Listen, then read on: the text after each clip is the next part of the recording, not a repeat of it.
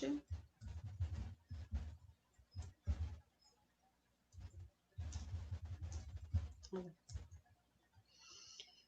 Então, vamos lá. Agora, convidamos a professora Mariana Lisboa Faria, que tem formação também em serviço social pela Universo, para proferir a palestra sobre o tema Sala de Recursos, pensando em estratégias governamentais que visam a autonomia dos alunos com deficiência e de suas famílias durante e após o período escolar. Ficou menorzinho o tema depois, mas é sobre isso que ela vai falar. Informamos que a não, ela vai fazer ao vivo.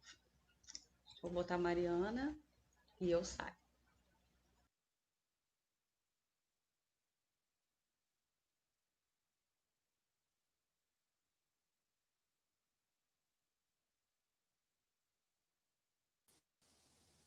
Se você puder colocar o vídeo, depois eu venho falar.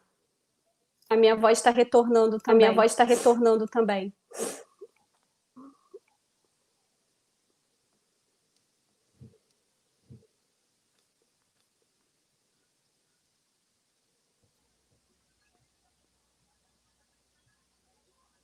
Gente, probleminhas técnicos. Mariana está em Portugal. Ela é Lisboa e está lá em Portugal. A gente vai botar o vídeo que ela gravou. E na hora das perguntas, ela vai tentar estar online, tá ok? Então vamos lá. Só um instantinho para a gente fazer a transição.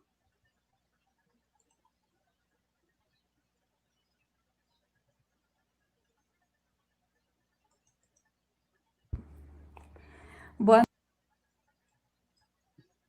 Tem que avisar que ela vai falar boa noite. Tem que descrever ela, então.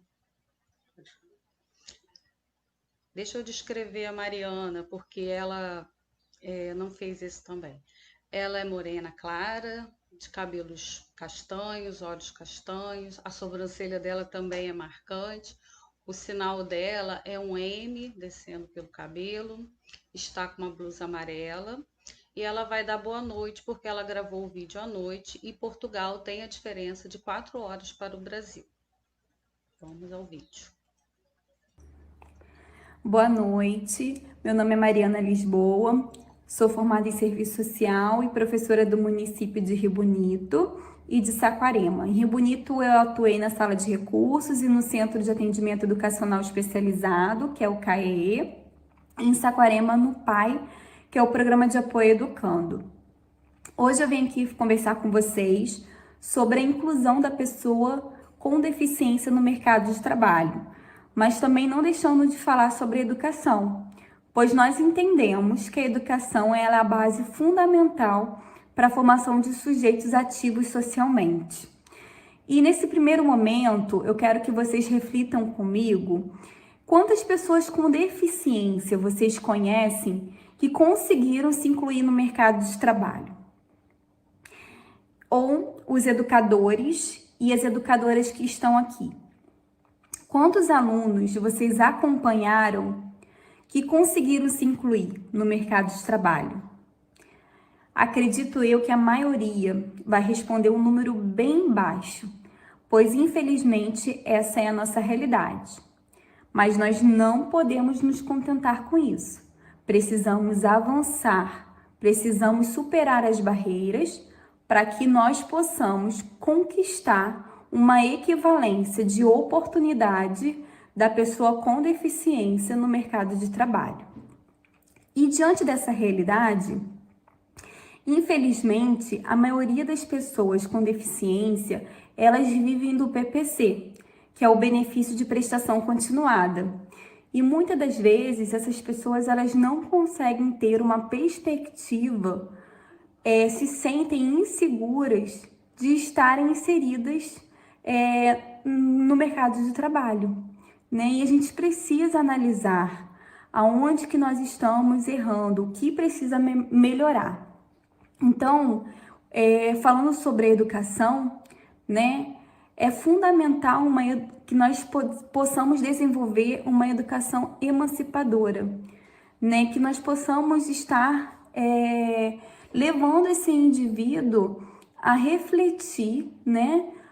os seus sonhos, os seus desejos. E a gente precisa trabalhar em cima das potencialidades desse indivíduo, né? Para isso, nós precisamos usar nossas ferramentas disponíveis. Nós temos muitas, mas geralmente a gente discute muito sobre o PPP. Quem não conhece o famoso PPP, que é o Projeto Político Pedagógico? Nós já discutimos muito, né, nos nossos seminários, nos nossos cursos de formação, no município de Rio Bonito, no município de Saquarema também, a gente sempre discutiu sobre isso. E o PPP ela é uma ferramenta fundamental para que ali a gente possa analisar a fundo, né, as características, as peculiaridades daquele aluno.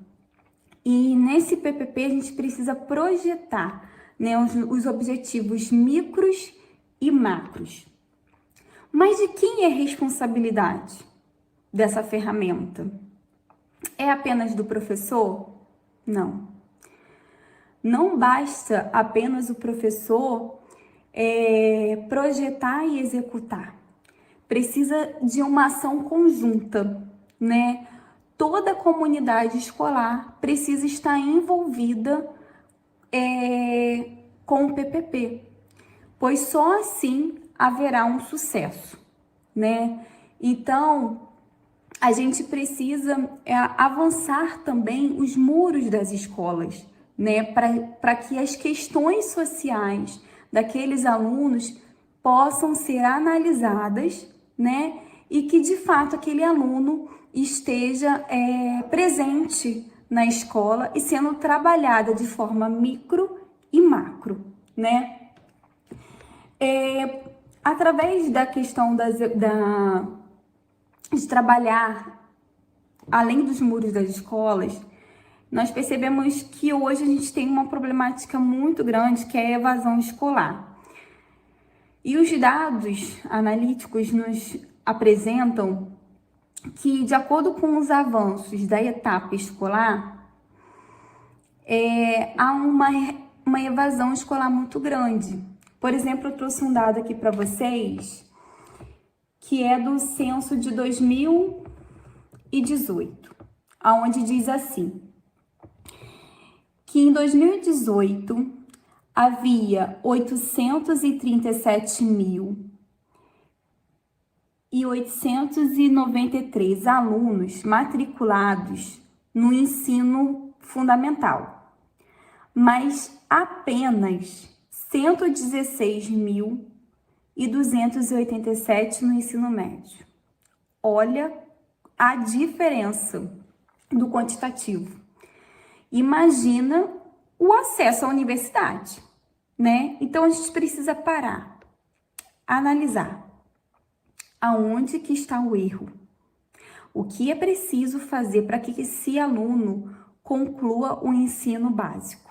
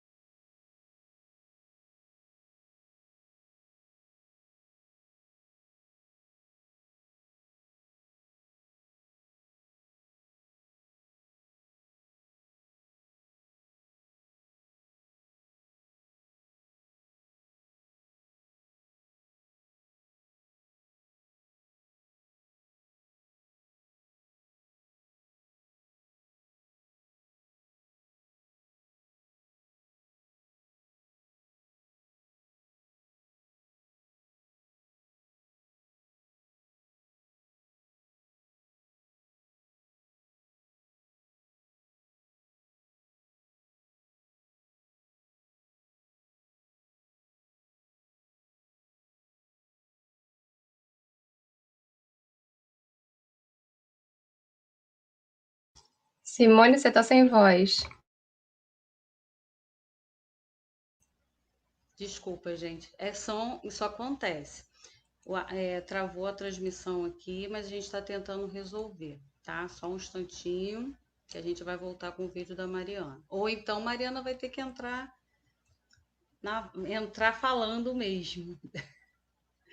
Acontece. Você lembra onde que tá, mais ou menos? Não sei, não.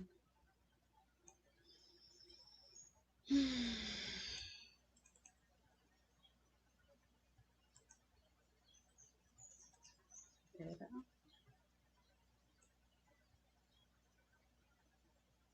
Tá sem som.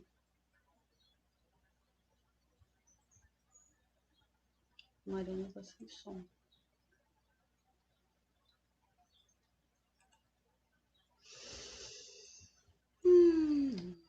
Nós estamos tentando ainda resolver o probleminha, tá? Conseguir enxergar o que aquele aluno não conseguia fazer. E muitas das vezes o campo que a gente deixava lá para que a escola escrevesse sobre as potencialidades estava vazio. E isso é um grande erro, porque nós somos sujeitos únicos, né? Cada um tem as suas características, cada um tem as suas peculiaridades. E com certeza, cada um é capaz de ser algo e de fazer algo, né? E a gente precisa estar sempre atento a isso. Em 2009, na Convenção Internacional dos Direitos da Pessoa com Deficiência, foi ressaltado que o ambiente de trabalho ele precisa ser acessível. E o que entende-se por isso? Que não é apenas inserir a pessoa com deficiência naquele ambiente de trabalho e tá ótimo. Não. Aquele ambiente de trabalho ele precisa ser acessível. Tem que ter acessibilidade arquitetônica, acessibilidade digital, acessibilidade comunicacional, para que aquele indivíduo se sinta de fato pertencente àquele grupo, né, de funcionários. Né? O que a gente vê que hoje, infelizmente, os empregadores eles estão mais preocupados em cumprir a legislação do que de fato incluir, né, aquela pessoa com deficiência no seu quadro de funcionários, no seu ambiente de trabalho, né? E a gente precisa estar sensibilizando as empresas, né, sensibilizando as pessoas, né, para que mostrar e quebrar o mito, né, de que as pessoas com deficiência elas são incapazes ou que elas são um atraso de vida, ou que elas vão atrasar a rotina daquela empresa, né? E isso não é de fato real, né? A gente precisa mudar esse mito, né? Essa ideia que prejudica, né, a inserção da pessoa com deficiência no mercado de trabalho. E então, infelizmente hoje os indicadores, eu tô olhando assim um pouquinho pro lado, porque eu fiz um rascunho, né, da fala de hoje para eu não me perder muito. Mas os indicadores hoje, eles nos mostram de que infelizmente não há uma equivalência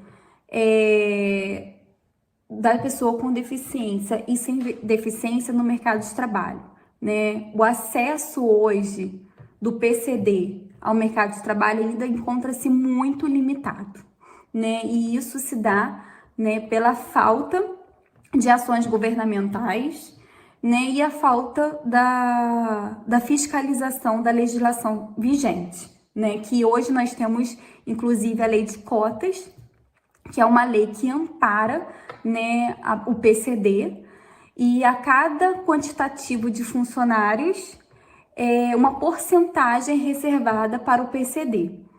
E muitas das empresas, elas descumprem essa lei, né? E o governo não tem capacidade técnica para poder estar fiscalizando esse descumprimento, né?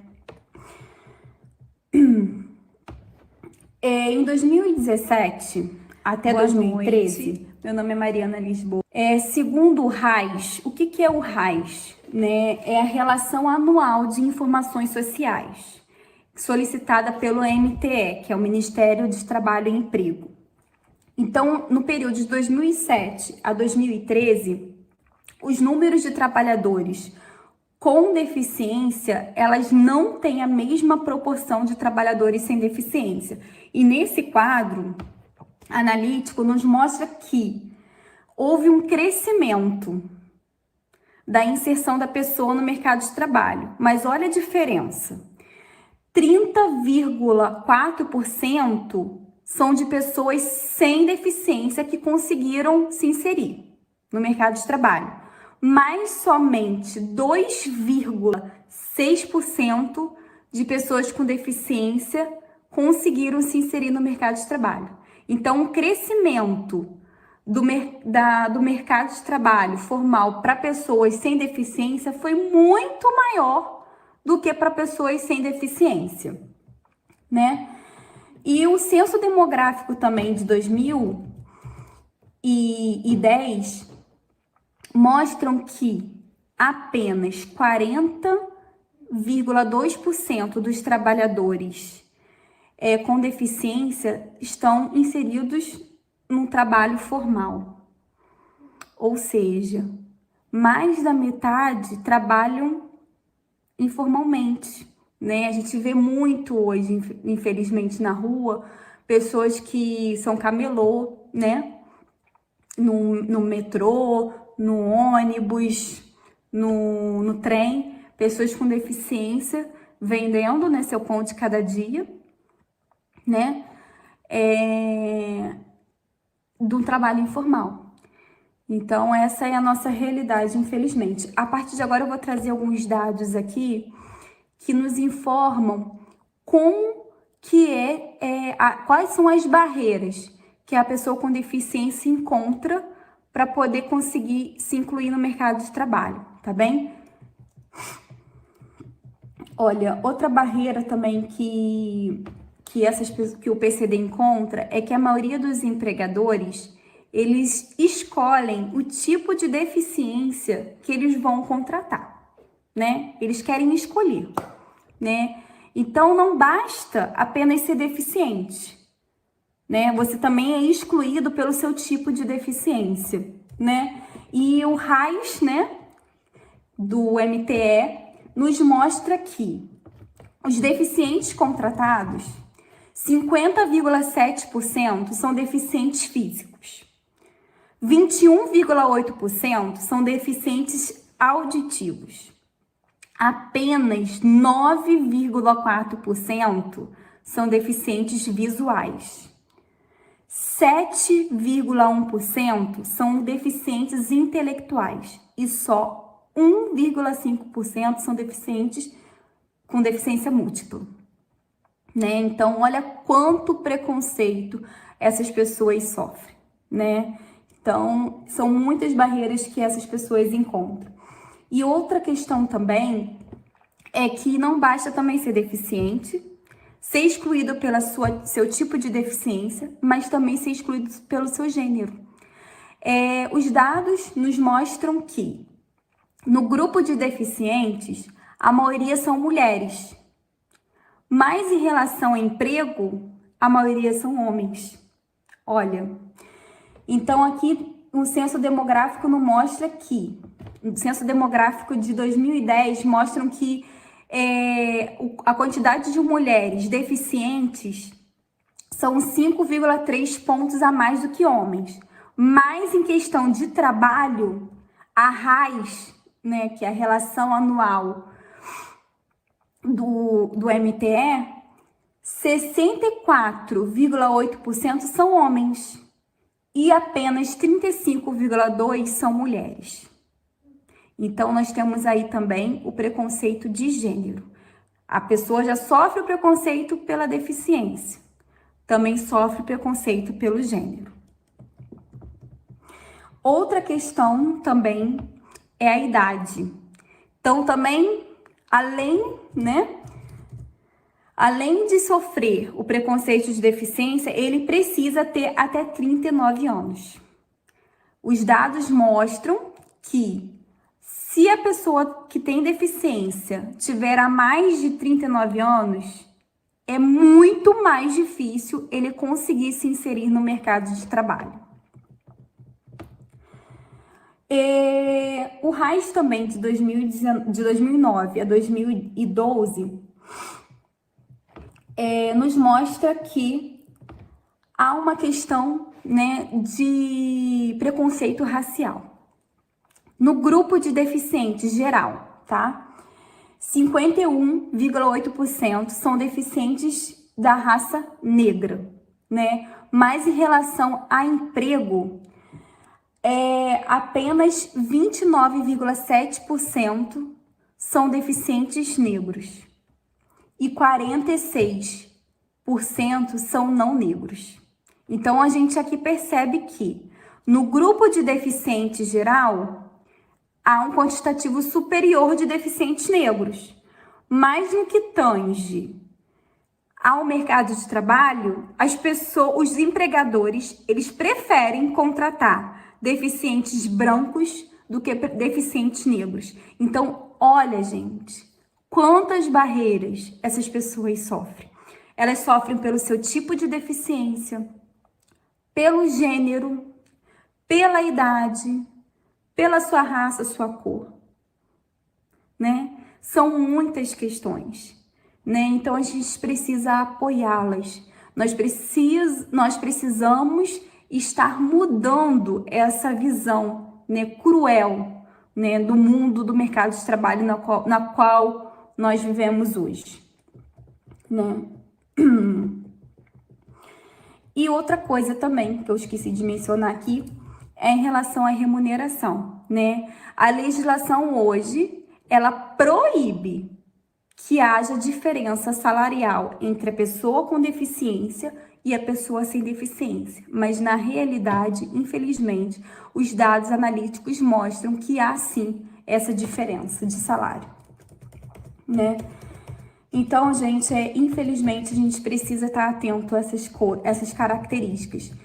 E são essas questões que muitas das vezes enfraquece, né, a pessoa com deficiência, desestimula dele estar sendo inserido no mercado de trabalho, dele ser um ser profissional, dele buscar os seus sonhos, dele ser o que ele quer ser, né? E eu entendo que nós, como educadores, nós temos um papel muito, muito importante na vida desse sujeito.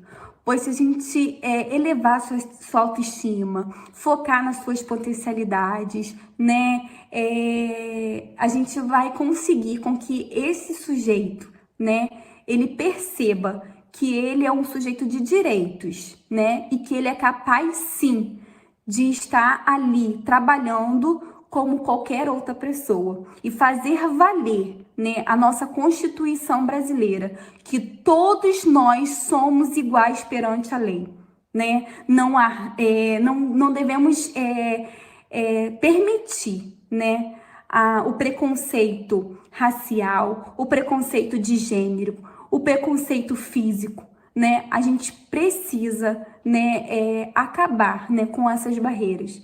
Nós precisamos avançar nesse sentido. Outra questão, né, que o RAIS, né, a relação do MTE, nos mostra é que há uma rotatividade muito grande nas empresas em relação à contratação, né, das pessoas com deficiência. Como eu disse anteriormente, os empregadores, eles estão mais preocupados em cumprir a lei de cotas do que efetivamente incluir aquela pessoa com deficiência no mercado, no seu ambiente de trabalho. Talvez pelo mito da ideia, né, de que a pessoa com deficiência, ela não é capaz, ela é um atraso, que ela não vai conseguir, né, desenvolver profissionalmente. E o empregador, ele quer estar ali, né, cumprindo a lei, né, e ele simplesmente deposita aquela pessoa com deficiência na sua empresa e esquece aquele sujeito ali e não desenvolve, né, um trabalho, né, de inclusão, de acessibilidade, para que aquela pessoa com deficiência de fato faça parte do seu grupo de funcionários.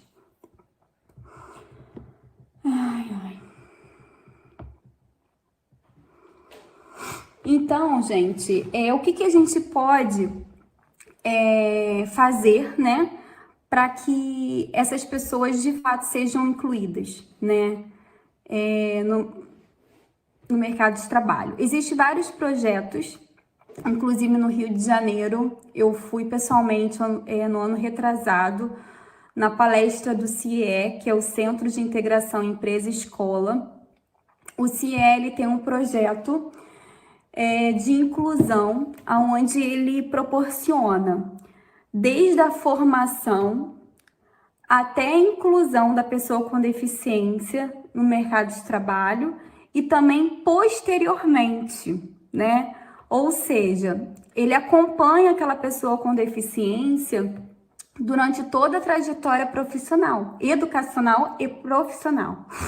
E muitas das vezes há o discurso, né, de que somente as grandes e médias empresas pode ter um setor de recursos humanos capacitado para poder fazer esse trabalho, né, com psicólogo, fonoaudiólogo, terapeuta ocupacional, né, mas existem esses projetos que é o CIE, que faz esse trabalho, principalmente para as pequenas e microempresas, né? E o CIE ele atua desde 1999 e já inseriu mais de 40 mil, né, pessoas com deficiência no mercado de trabalho.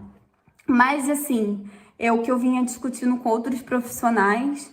Infelizmente, nos municípios interiores, como Rio Bonito e Saquarema, não tem acesso ao CIE, pois eles têm cursos, né, profissionalizantes, onde a pessoa com deficiência pode ir lá fazer a inscrição, mas como que uma pessoa com deficiência vai sair do interior para ir lá para a capital para fazer um curso, né? Se muitas das vezes ele recebe apenas o BPC e é a fonte de renda principal daquela família.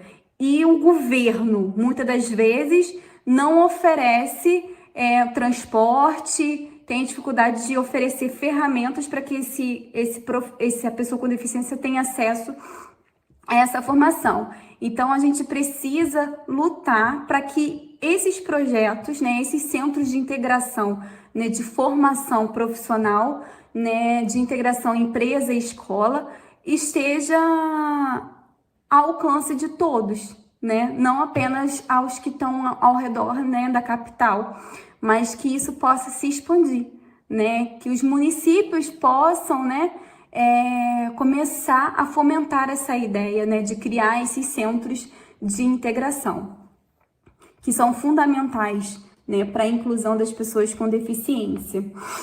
E outra coisa é a questão, né, das formações. Muitas das vezes os CRAs também oferecem certas formações, né? Os CRAs, e a gente também tinha temos alguns centros de convívio que oferecem algumas oficinas, mas a gente precisa estar atento que tipos de oficina nós temos que oferecer, né, para esse público, porque o mercado ele está em constante mutação, né?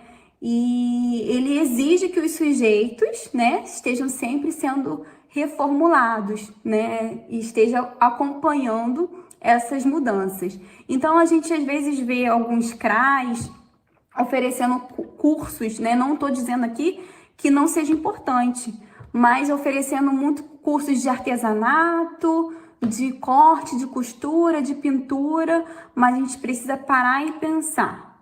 É isso que o mercado hoje exige? É somente isso, né? Somente isso que eu posso oferecer para esse público? Será que somente com esta oportunidade desse curso ele vai conseguir, né, oportunidade de emprego? Então, a gente vive no mundo tecnológico, no mundo digital, né?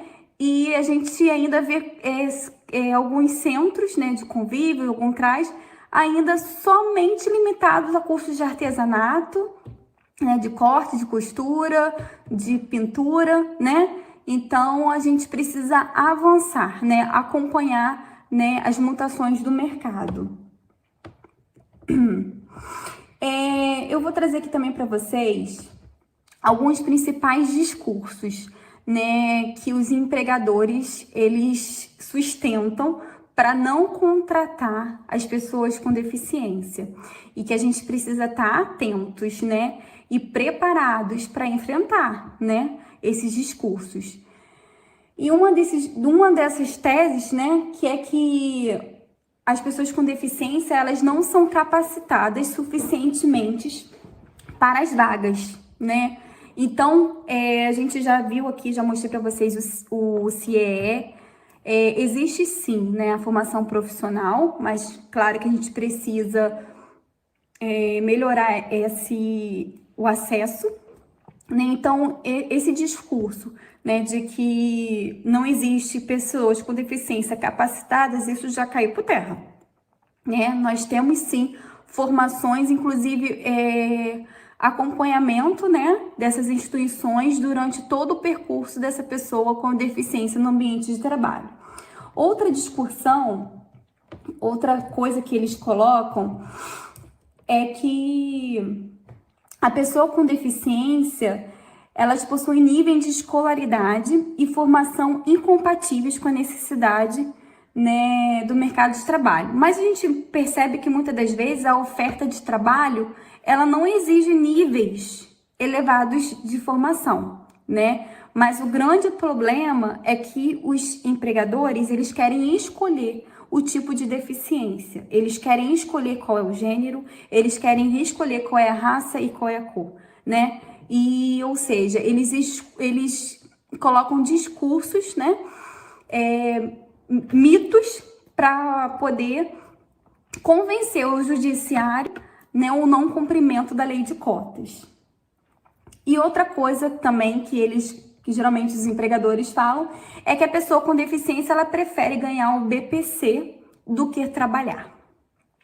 Realmente, quando foi criada a lei de cotas, né, uma vez que a pessoa com deficiência entrava para o mercado de trabalho, conseguisse um trabalho formal, ela não podia mais receber o BPC, nunca mais. Se ela conseguisse uma carteira assinada, ela não ia ter mais o BPC para o resto da vida dela.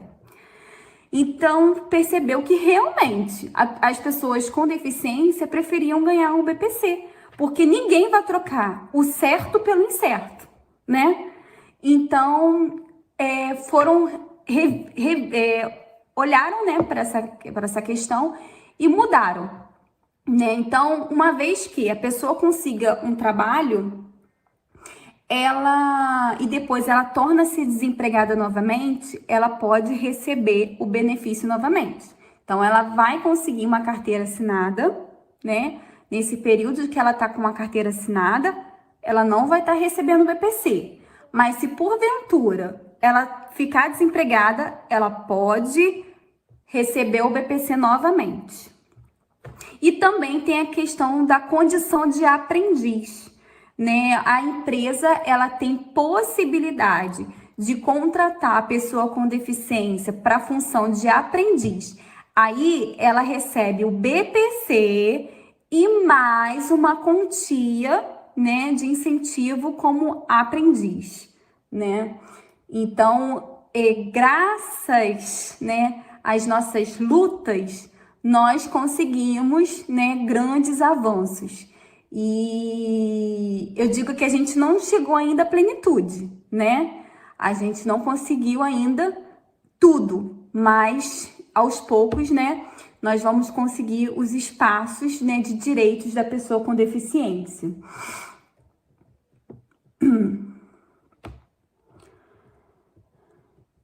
E outro discurso há postos de trabalhos incompatíveis com a possibilidade de contratação da pessoa com deficiência em função dos riscos. Ou seja, sempre há o discurso de que aquela formação, aquela função é perigosa para a pessoa com deficiência, né? E se fundamenta nesse discurso, né? Então, uma vez que a gente coloca que aquela pessoa não pode fazer isso, que não pode fazer aquilo, a própria pessoa, né, com deficiência, ela começa a aceitar aquele argumento, né? E, infelizmente, ela acaba por desistir, né, de estar competindo no mercado de trabalho. Então, diante de toda essa conjuntura também, nós vemos um fracasso muito grande em relação à fiscalização do governo, né? Nós temos aí a lei de cotas para ser cumprida, mas não temos profissionais suficientes para poder fiscalizar. A multa hoje varia em torno de 2.200 e alguma coisa, 2.400 e alguma coisa, 2.411,28 a 244.126 reais, de acordo com o grau, né, de descumprimento. Mas acreditem se quiser, existem empregadores que preferem pagar a multa do que empregar uma pessoa com deficiência. Muito triste isso, né, gente? A gente precisa mudar essa realidade, né? Então, a gente percebe que hoje, infelizmente, o modelo de inclusão, ele não está preocupado ainda, o modelo de inclusão, né, nossa realidade brasileira ainda, infelizmente, não está preocupado em incluir as pessoas com deficiência, apenas em cumprir a lei. E a gente precisa avançar nisso, né? A gente precisa estar lutando, né, contra isso. Então, é preciso sensibilizar o ambiente, sensibilizar a sociedade e mostrar que a pessoa com deficiência é um sujeito, né, com potencialidade, um sujeito que pode sim participar, né, ativamente na sociedade, né? E para isso a gente precisa, né, gente, do nosso governo, do nosso governo ativo, né, e de uma educação de qualidade, né, para que a gente possa oferecer, né, uma formação, né, para esse sujeito. Mas, infelizmente, a nossa conjuntura nos mostra o contrário, né? Eu acho que muitos daqui viram recentemente que o nosso presidente, né, ele vetou um projeto de lei, né, que garantia o acesso do serviço social e da psicologia na escola, né? Tinha um projeto de lei onde esses profissionais do serviço social e da psicologia estariam trabalhando diretamente na escola. E lembra que eu falei que a gente precisa trabalhar além dos muros?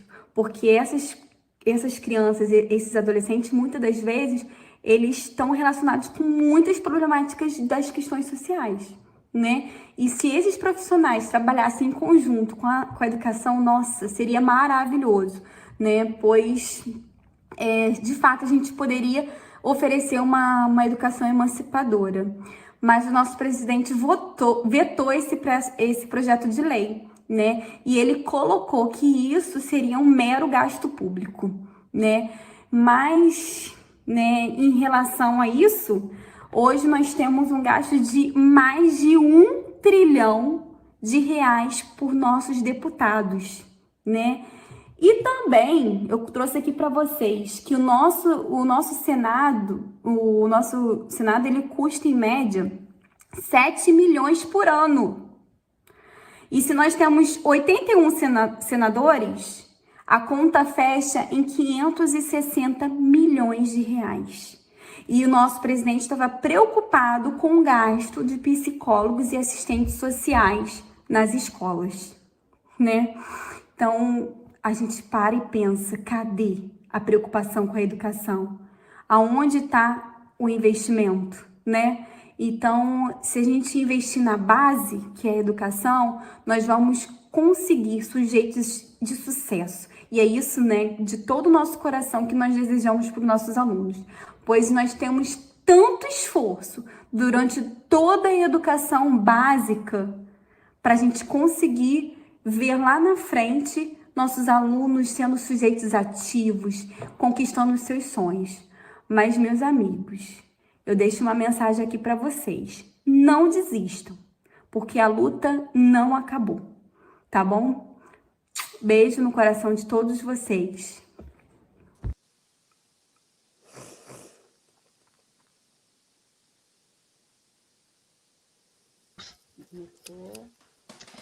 Gente, aí, a Mariana já deu a palavra dela, mas ela pode completar E eu tenho umas perguntinhas aqui, Mariana, para você. Você está escutando a gente direitinho?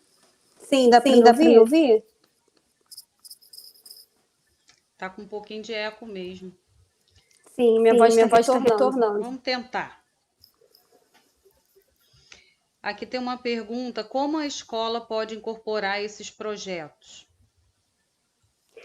Então, a gente tem alguns modelos prontos, né? E a partir desses modelos nós podemos refletir. Eu dei o exemplo do CIE, que é uma instituição que faz essa integração de ensino e profissionalização. E além disso, ele faz todo o acompanhamento do profissional durante sua carreira. Por exemplo, ele vai pegar uma pessoa com deficiência, vai verificar suas potencialidades e vai começar a introduzir, né, um curso profissional com aquela pessoa. E nisso ele vai ver o campo de trabalho, as propostas de trabalho, e essa pessoa vai se inserir naquela empresa. E essa instituição, ela também está preocupada com a acessibilidade da empresa. Não apenas colocar a pessoa ali. Então, ela vai ver se precisa de uma adaptação arquitetônica, uma sensibilização do ambiente, conversar com a equipe, se for uma pessoa com deficiência auditiva, se vai precisar introduzir cursos de Libras para os demais funcionários, ou se for uma pessoa com deficiência visual, se vai precisar do braille nos ambientes daquela empresa. Então, ela está preocupada com todo o percurso. Então, muitas das vezes, a prefeitura pode fazer parceria com essas instituições. Estou tendo muita dificuldade para falar, que está voltando. Mas acho que dá para entender. A gente vai tirar você. E assim, tem mais uma pergunta aqui, mas eu acho que eu posso responder.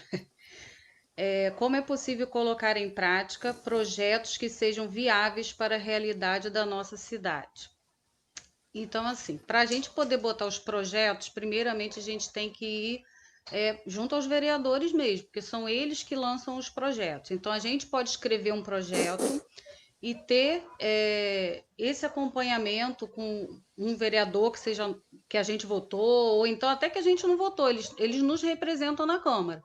Então, a gente apresenta o projeto para eles, explica da onde que a gente tirou essa ideia, tal, fundamenta com leis que já existem e tal, e apresenta para eles.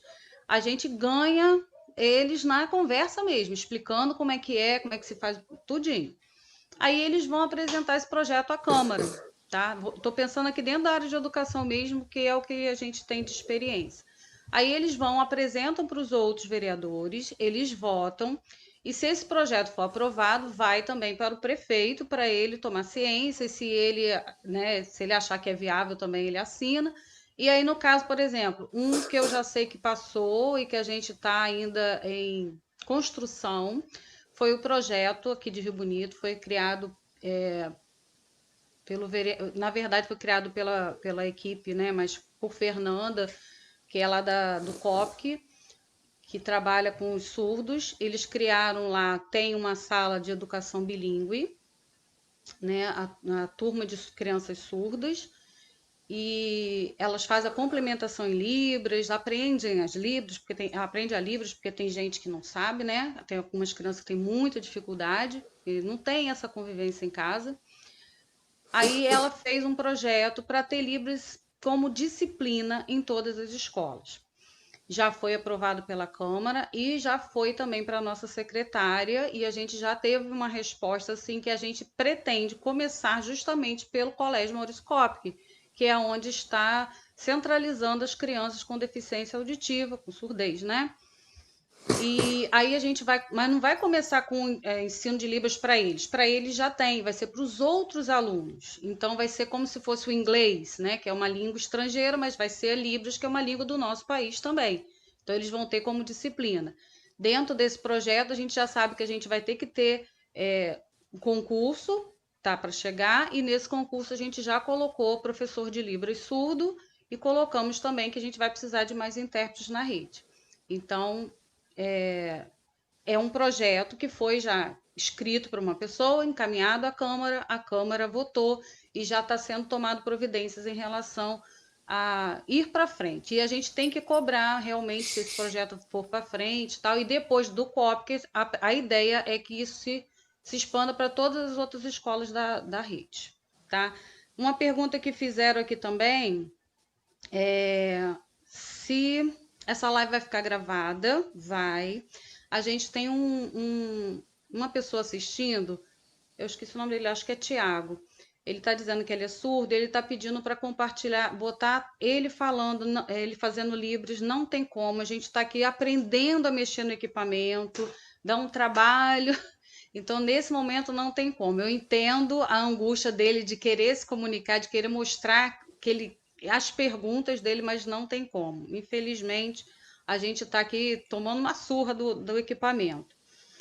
Tem mais uma pergunta aqui, que é a Bianca Laureano está perguntando: todas as escolas podem ter esses projetos? Podem. Primeiro de tudo, a Mariana falou do projeto político-pedagógico. O projeto político-pedagógico, todas as escolas têm. E o PPP, que é o projeto político-pedagógico, dentro do PPP tem que ter os atendimentos educacionais especializados. Tem que ser falado quantas crianças com deficiência tem, se tem sala de recursos, se tem auxiliares, se tem equipamentos, se precisa de mais equipamentos, isso tudo tem que estar dentro do PPP e as leis que regem a garantia desses serviços.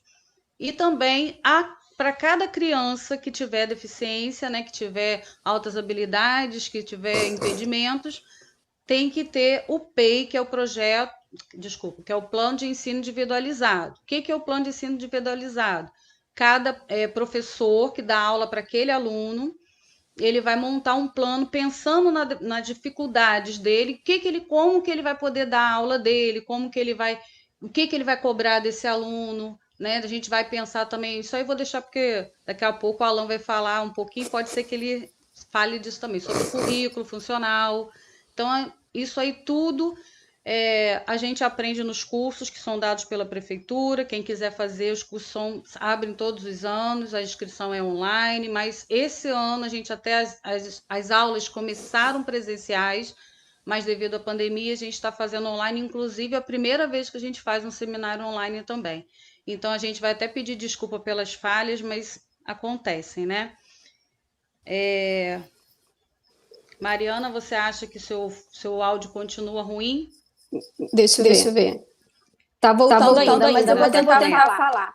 Mas respondendo essa última pergunta também, o projeto pensando em ensino profissionalizante, eu penso que seria interessante uma referência no município, uma unidade de referência. Claro que o ensino profissionalizante você tem que começar desde o ensino de base, né? Investindo na potencialidade do aluno. Mas quando ele concluir a sua formação básica, ou assim que tiver para concluir, é interessante que haja uma unidade, uma referência no município, para que esse aluno possa se especializar. E que essa instituição possa acompanhar sobre toda a trajetória desse aluno. Entende? E isso que falta hoje no nosso município. Principalmente nos municípios interiores. Porque nas cidades nós já temos essas instituições. Mas nos interiores ainda nós não temos muita política voltada para isso. Né? E algumas partes também que cortou ali no vídeo que eu gostaria de falar. Que é o trabalho de rede, né, que é fundamental.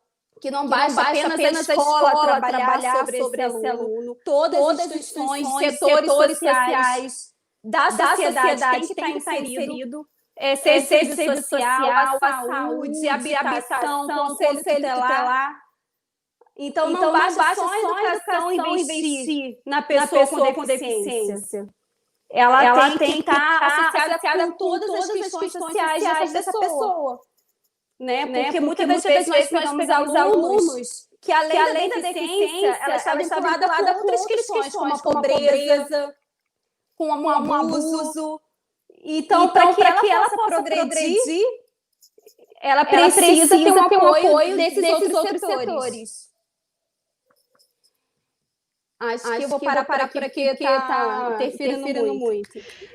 Mariana, tá muito difícil de entender você, mas mesmo assim a gente agradece a sua participação. Se tiverem mais perguntas, vocês podem mandar para o nosso e-mail, que a gente vai colocar daqui a pouco na tela ali para vocês. A gente já agradece desde já a participação da Mariana e, infelizmente, acontecem esses problemas técnicos, né? E tem mais uma perguntinha aqui. Não, em relação ao que Mariana estava falando, a gente tem que pensar também que não é só a Secretaria de Educação que é responsável pela pessoa com deficiência. Pode até começar com a gente, mas vamos pensar, primeiro teria que ser a saúde, com a estimulação precoce, né? Aí a gente com a intervenção precoce, né? Com a educação precoce lá no CAEE. Depois eles já irem para as creches, irem para a educação infantil, continuar na escola, beleza. Mas temos que ter também as outras secretarias apoiando. Secretaria de Esporte, com atividades esportivas, Secretaria de Cultura, com teatro, com dança, né? A Secretaria de Bem-Estar Social, dando esse apoio para a família, né? Que eles também precisam ter os seus trabalhos, ter seus empregos. As crianças crescem, se tornam adultos. Eles não podem ficar ad eterno na escola, para sempre numa escola. A escola tem aquele período que a criança fica, ela cresce, vira adolescente, mas ela não pode ficar adulto, velhinho, continuando na escola. Não é a escola mais que ele precisa. Ele precisa de convivência social, então ele precisa desse todo, né? Todas as secretarias, o governo, junto com o povo, todo mundo funcionando junto, para eles terem outras atividades, conseguirem aprender alguma atividade, conseguirem trabalhar, né? Então, assim, se vocês tiverem mais perguntas, vocês podem encaminhar para o e-mail que a gente encaminha para a Mariana. Vou botar aqui um linkzinho da Andréia Vial. Parabéns, Mariana. O trabalho em rede é imprescindível para a garantia de direitos. A Andréia Vial ela é diretora do CAEE, que é o Centro de Atendimento Educacional Especializado NEID na Rede Monsul. E a Mariana trabalhou lá como professora de sala de recursos, né? Professora de atendimento educacional especializado. E a Andréia Vial é diretora e eu também estou lá, né? A gente sempre se ajuda nessa história toda aí. Agora, Mariana, agradecendo mais uma vez sua participação. Você vai ficar com a gente até o final, que eu sei que você quer assistir também o seminário, mas a gente vai dar 3 minutinhos de intervalo para poder a gente fazer as trocas aqui. Quem precisar tomar um cafezinho, tomar uma água, ir ao banheiro, é a hora, tá legal? Daqui a pouquinho a gente volta.